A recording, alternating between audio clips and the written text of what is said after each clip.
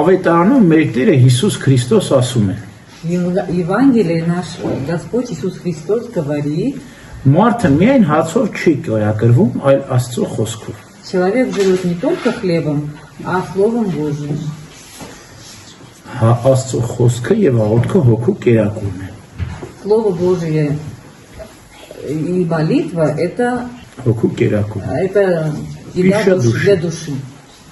Հիմա բայց տարբեր տեսակի կերակուրներ ենք մենք ճաշակում։ Мы всегда едим разные блюда. Երբեմն հաց ենք ուտում, ասում են։ Иногда хлеб кушаем. Հացը հաստատում է սիրտը, ավետարանն ասում է։ Хлеб, Евангелие говорит, что хлеб он укрепляет сердце. Հաց առանց հաց ուտելու մենք չենք կարողանում մեր կշտանալ, չէ՞, հաց պիտի ուտենք, որ կշտանանք։ Если мы не будем есть хлеб, мы не наедаемся без хлеба.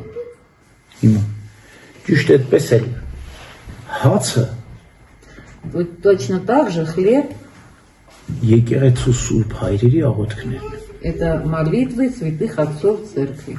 Տեսեք ավետարանում Քրիստոս սովորեցնում է, այսպես աղոթեցիք, հայր մերն է սովորեցնում։ В Евангелии Иисус Христос, Он же нас учит, говорит, вот так вот молитесь. Он учит нас молитве «Отче наш». Ճիշտ այդպես էլ մեր եկեղեցու սուրբ հայրերը մեզ սովորեցել են, թե ինչպես պետք է աղոթենք։ Также нас научили святые отцы церкви молитвам. Вот как мы должны Գրիգոր Նարեկացի, Մատյան Ողբերգության, Григор Нарекаци, книга скорбных песнопений, Նեսես Շնորհալի, Нефсес Шнургали, Հավատով Խոստովանիմ, Վերու Իսպավեդը։ верую, исповедую.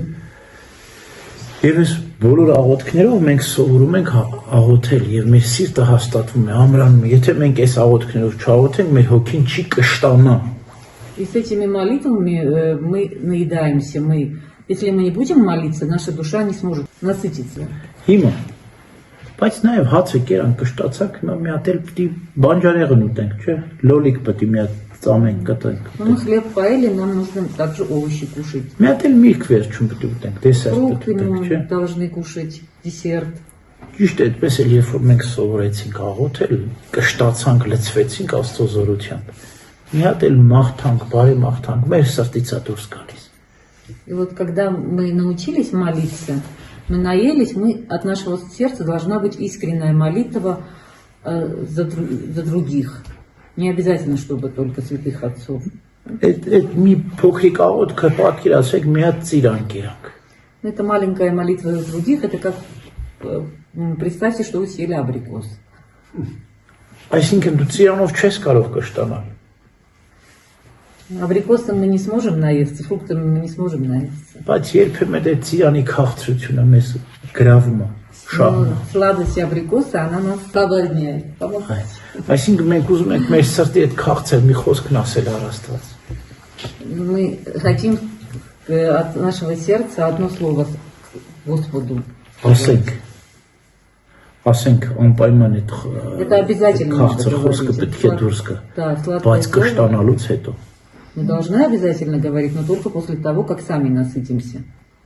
հոգիդ լցվեց, խաղաղվեց, մի հատ էլ ծիրան կեր ոչինչ։ Душа насытилась, умиротворилась, можно еще абрикос покушать.